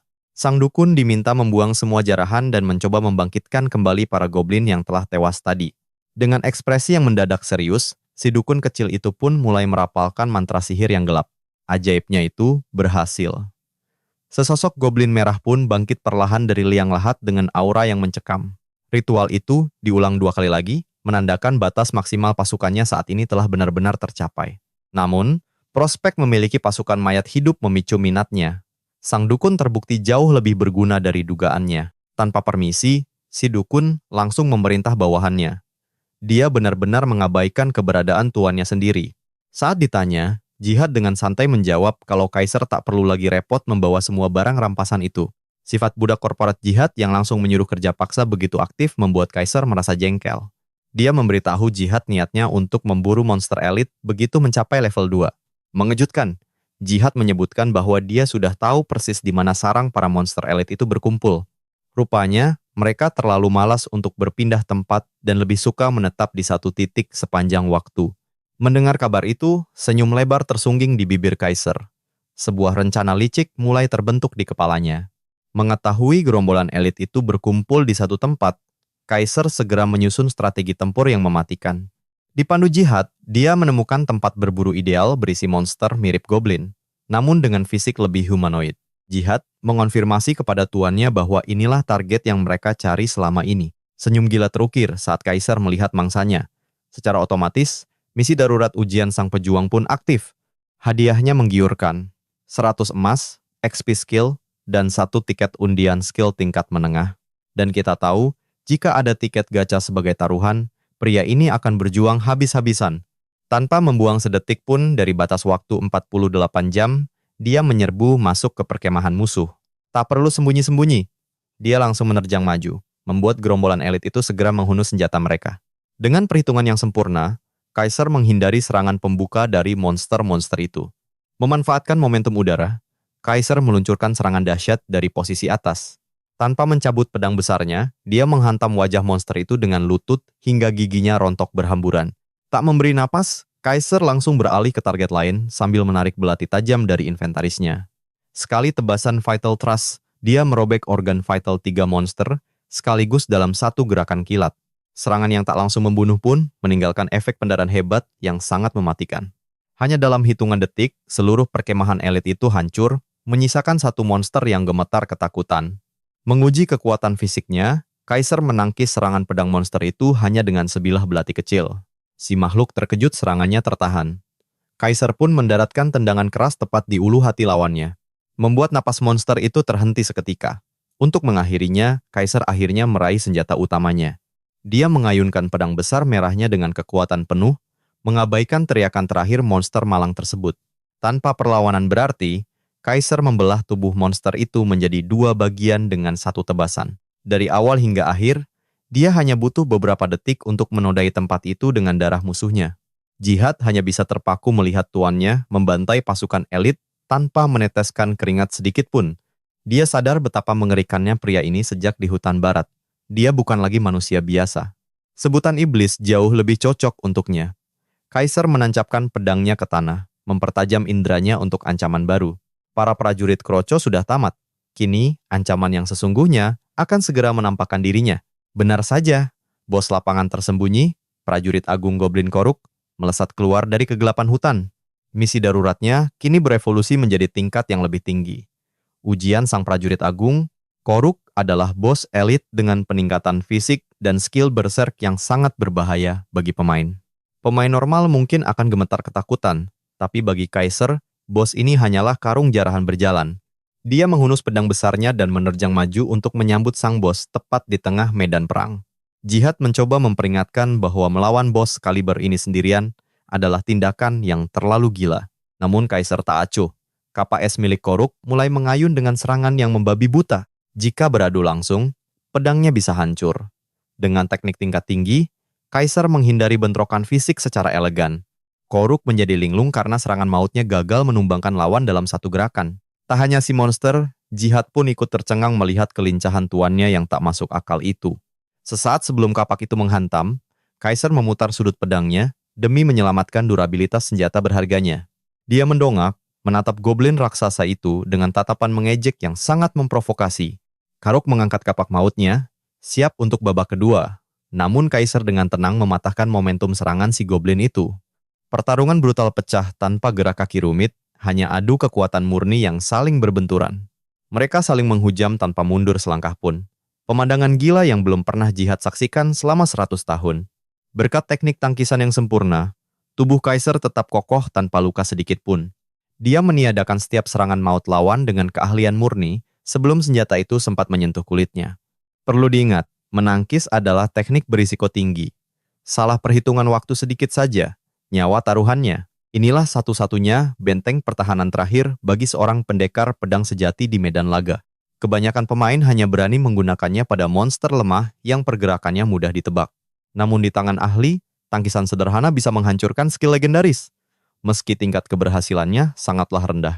Hampir tak ada pendekar pedang yang cukup gila untuk menggunakannya dalam pertempuran hidup dan mati. Kaiser sungguh beruntung mendapatkan skill berisiko tinggi ini melalui undian gacha tingkat rendah yang tak terduga. Begitu waktu tunggu serangan tanpa ampunnya selesai, Koruk melancarkan ayunan pamungkas yang sangat mematikan. Kali ini Kaiser menghindar hingga kapak itu menghantam tanah, lalu seketika berteleportasi ke belakang si goblin bodoh. Saat Karuk menyadari ancaman dari sampingnya, Kaiser sudah menyeringai puas merayakan kemenangan di depan mata. Jihad terpaku melihat tuannya membantai bos lapangan yang biasanya membutuhkan kerja sama puluhan pemain. Dalam aksi penghancuran mutlak, satu tebasan sabit mengerikan langsung memisahkan kepala raksasa kasar itu. Pengumuman bergema. Prajurit Agung Karuk telah tumbang dan pencapaian Kaiser resmi tercatat dalam sejarah petualangannya. Dia diganjar 200 emas, lonjakan pengalaman, serta 2 tiket undian skill tingkat menengah sebagai hadiah. Kaiser sama sekali tak peduli dengan emas. Matanya langsung berbinar penuh gairah menatap tiket gacha tersebut. Dia menari kegirangan seperti manusia purba yang baru saja menemukan api untuk pertama kalinya. Jihad hanya bisa menahan malu melihat tingkah konyol tuannya yang tadinya bertarung bak iblis pencabut nyawa. Tapi anehnya, saat tiba waktunya untuk menarik kartu keberuntungan, dia mendadak berubah menjadi pecandu judi yang sangat konyol. Begitulah kehidupan seorang penggila tantangan. Tiket segera digunakan. Dopamin membanjiri otaknya saat berbagai pilihan skill luar biasa berputar di hadapannya. Kartu pertama meledak, dia mendapatkan skill bela diri langka yang disebut tendangan naga naik. Keberuntungan berlanjut, skill langka kelas buffer bernama Striking berhasil didapatkan. Ini adalah sebuah jackpot besar. Striking adalah kunci para buffer. Durasi 40 detik dengan cooldown yang sama menjamin kekuatan fisik abadi. Skill ini mengubah pedang biasa menjadi senjata penghancur setara pedang besar tanpa ada kekurangan sedikit pun. Hari ini Kaiser benar-benar mendapatkan durian runtuh. Skill ini sangat sempurna hingga dia ingin menangis haru. Bagi pemain solo, memiliki kemampuan menyerang sekaligus memberi buff pada diri sendiri adalah impian tertinggi. Tendangan naga naik hanyalah bonus manis. Dia menginginkannya karena teknik itu terlihat sangat keren saat digunakan. Tak hanya sampai di situ saja, bos lapangan itu menjatuhkan set pakaian kulit merah. Karuk tingkat pahlawan yang sangat luar biasa. Dia bahkan mendapatkan pelindung bahu langka, serta cincin esensi Karuk yang merupakan aksesori tingkat pahlawan. Akhirnya, Kaiser bisa membuang kostum goblin sampah miliknya demi peningkatan kekuatan yang sangat signifikan. Kini dia berdiri gagah mengenakan set lengkap prajurit agung berwarna merah dan biru milik Karuk. Bonus setnya mencakup jangkauan serangan, tambahan 615% kerusakan, serta peningkatan semua statistik. Penampilan barunya sungguh intimidatif. Jihad pun memuji tuannya dan mengakui aura mengerikan yang terpancar darinya. Kaiser justru menganggap rasa takut dari pelayannya sebagai bentuk pujian yang sangat manis. Dia terkadang kagum dengan kehebatannya sendiri, sementara Jihad memilih mengabaikan keangkuhan tanpa batas tuannya itu. Namun kesombongannya terusik saat muncul notifikasi bahwa loyalitas si goblin kecil baru saja merosot 1 poin. Kaiser sadar betul bahwa bajingan kecil di depannya ini baru saja menghina dirinya dalam hati. Secara refleks, dia menodongkan pedang mautnya ke arah Jihad sebagai peringatan keras untuk tetap patuh. Ternyata, rasa takut adalah pendorong loyalitas yang sangat efektif bagi makhluk seperti Jihad. Dengan semua target yang telah terpenuhi, tak ada alasan lagi bagi mereka untuk menetap di hutan ini. Saatnya bergerak. Meski baru saja melibas bos tersembunyi, sang pemuncak peringkat ini masih haus akan jarahan berikutnya. Satu mangsa sudah jatuh. Mengapa tidak sekalian saja memulai rentetan pembantaian yang brutal? Namun, demi melangkah ke kota selanjutnya, Kaiser harus menaklukkan ujian benua yang sangat berat. Misi kali ini adalah memburu Ratu Laba-Laba Eliza, monster level 24 yang menghuni hutan barat. Seperti area bos lainnya, gerbang masuk ke sarangnya sudah sesak oleh para pemain yang mencoba peruntungan. Kerumunan massa menunggu dengan tegang, karena 10 menit lagi sang ratu akan bangkit kembali. Rumornya, titik kemunculan terakhir ada di sarang timur. Mungkinkah sang ratu akan mengulangi pola yang sama? Tak ada kepastian. Dia bisa saja muncul dari arah barat atau utara. Siapa yang bisa menebak? Tepat sebelum pertarungan memperebutkan sang ratu dimulai, Kaiser tiba di sarang yang diselimuti jaring kematian. Dia bertanya pada Jihad apakah si goblin tahu lokasi spesifiknya. Namun, Jihad menyebut Eliza monster generasi baru. Kaiser sedikit mendengus kecewa, padahal dia berharap si kecil itu paham setiap seluk-beluk hutan ini. Akhirnya, Kaiser pun terjebak dalam permainan tebak-tebakan yang sama, membosankannya seperti pemain lain. Tapi baginya tak masalah. Dimanapun dia muncul, skill backstab akan segera menutup jarak dengan instan. Beruntung, pasif Butcher miliknya aktif, memberinya keunggulan mutlak yang terasa sangat tidak adil bagi lainnya. Insting pembantai itu membisikkan lokasi pasti kemunculan Eliza langsung ke dalam pusat kesadarannya. Kejutan yang manis namun janggal. Seingatnya, dia belum memiliki gelar pembantai khusus untuk monster tipe laba-laba. Mungkinkah efek Butcher juga berlaku pada bos lapangan yang bahkan belum pernah dia habisi sebelumnya? Jika benar sekuat itu, maka pasif ini adalah anugerah. Kaiser harus mengujinya berkali-kali di masa depan. Tapi lupakan itu, saat ini hanya ada satu fokus utama, bos lapangan yang sebentar lagi akan dibantainya. Dengan perlengkapan khusus monopoli bos, Kaiser mendadak lenyap tepat saat waktu hitung mundur 10 menit berakhir. Secara instan, dia berpindah tepat ke belakang tubuh berbulu sang ratu laba-laba Eliza yang mengerikan. Di dalam gua bawah tanah yang sunyi dan gelap, dia punya ruang luas untuk bertarung sepuas hati. Kombinasi Butcher dan backstab benar-benar mematikan. Jihad pun ikut terseret dalam perpindahan ruang yang cepat itu. Si kecil itu terpana melihat trik tuannya. Tepat saat Eliza menyadari ada maut berdiri di hadapannya. Ukuran bos ini cukup mencengangkan. Laba-laba raksasa itu memekikkan namanya sendiri bagai Pokemon saat menerjang lawan. Sambil membaca pola serangan lawan, Kaiser melompat mundur dengan gerakan yang sangat lincah dan presisi. Begitu jarak tercipta, dia mengaktifkan backstab dan menghilang dari pandangan dalam sekejap mata saja. Sang ratu terlambat bereaksi. Dia justru menjadi samsak latihan sempurna bagi jurus Soaring Dragon Kick yang baru. Daya hancur serangan ini meningkat drastis berkat efek set item miliknya yang memberikan tambahan 6% damage, dan yang paling penting, dia benar. Visual dari teknik ini terlihat sangat luar biasa keren. Hantaman dahsyat itu membuat mata Eliza memuntratkan air mata kesakitan. Pria ini benar-benar Lee Sin versi manhwa. Satu tendangan setara skill pamungkas. Tubuh ratu laba-laba itu terpental jauh dan menghantam tanah dengan sangat keras. Tanpa memberi napas, Kaiser menghunus bastard sword miliknya dan melesat maju bagai kilat yang lapar. Eliza menderita luka parah dan kesulitan pulih. Dia tak mampu bergerak akibat cedera fatal di awal laga. Sang ratu hanya bisa pasrah saat Kaiser mengiris-iris tubuhnya bagai bongkahan daging segar yang siap saji. Selama notifikasi pembunuhan belum muncul, serangan brutal ini tak akan berhenti. Kecepatannya kini meningkat ke level lain. Kaiser memicu skill penguat untuk mendongkrak kekuatan serangannya hingga ke level yang tidak masuk akal. Atmosfer di sekitar berubah mencekam. Kehadiran Kaiser kini terasa jauh lebih mengancam, berat, dan penuh haus darah. Amarah Eliza seketika sirna, berganti ketakutan murni saat merasakan energi kuno bangkit dari dalam diri penyerangnya. Kaiser memanggil manifestasi naga yang lebih ganas melalui aktivasi Soaring Dragon Kick yang jauh lebih kuat.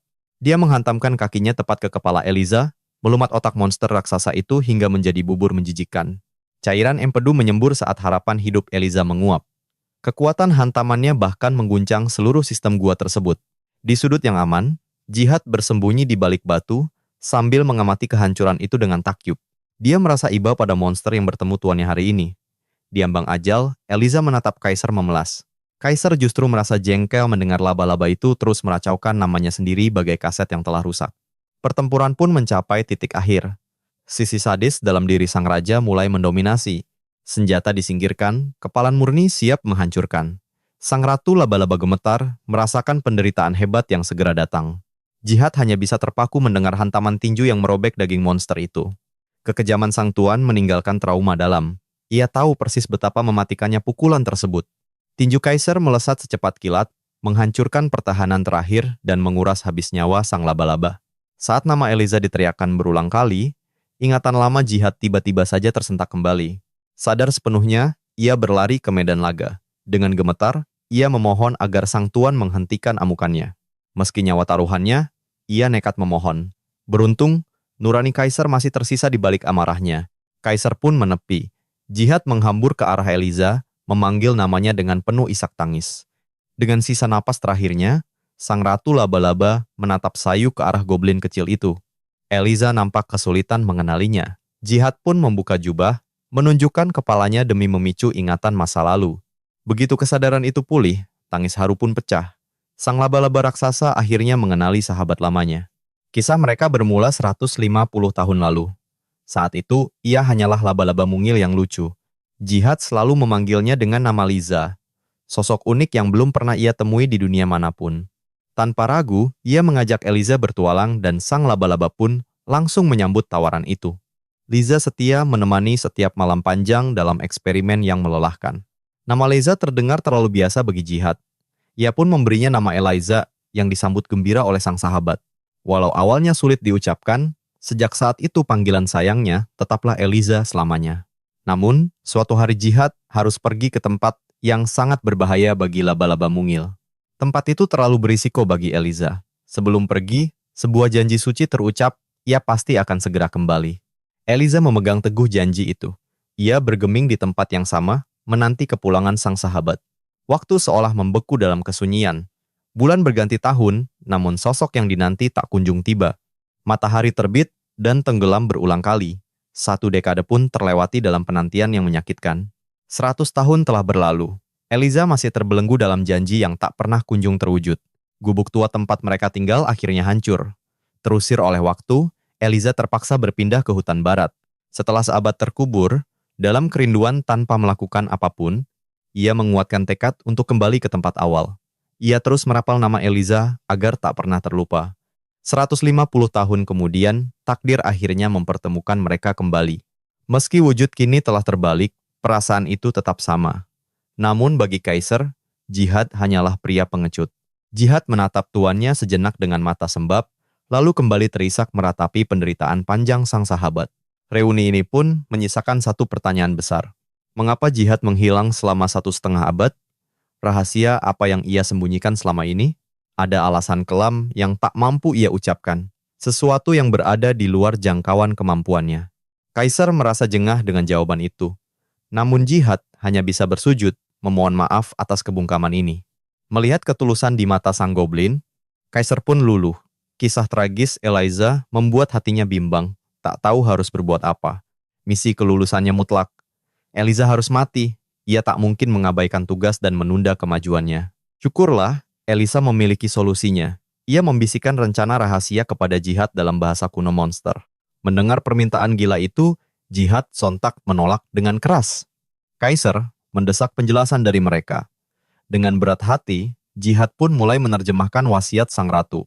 Intinya sangat sederhana.